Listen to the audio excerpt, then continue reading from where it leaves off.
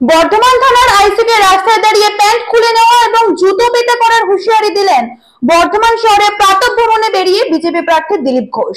তিনি আর কি বললেন শোনাবো।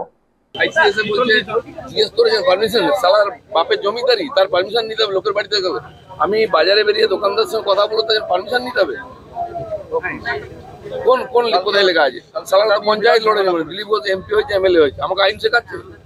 আমিও আইন শেখাতে জানি। আইসি কোথ বলছে? আইসি কত বড় চামচা হয়েছে আমি ওকে দেখছি কি করে সারা জীবন চাকরি করে। আইসি কে রাস্তায় আটকাবো, লোক দিয়ে রাস্তায় বেরোলে ওর গাড়ি আটকাবো, বার করে কাপড় খুলবো।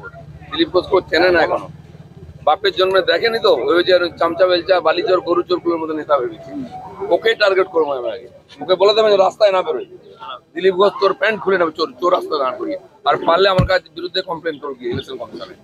আর তারপরে আমি বলে দিচ্ছি আইসিকে, এই 1 মাস পরে তো ও ভাবছে দিলীপ ঘোষ চলে যাবে, দিলীপ ঘোষ 5 বছর থাকবে, রাস্তায় জুতো পেটা করবে ধরে। আর করেছে, ওকে বলে না।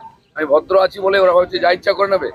ও মমতা ব্যানার্জি আসুক আর অভিষেকে আসুক, দিলীপ ঘোষ কিন্তু বর্ধমানে থাকবে, ওরা চলে যাবে। তোর কোন মা বাপ বাঁচায় সেটা আমি দেখি। আর এই আইসিকে আমি এখানে বলছি অন রেকর্ড, তোকে যদি প্যান্ট না খুলেছি পাবলিকের সামনে, তাহলে আমার ভোট দিবি ওর নয়।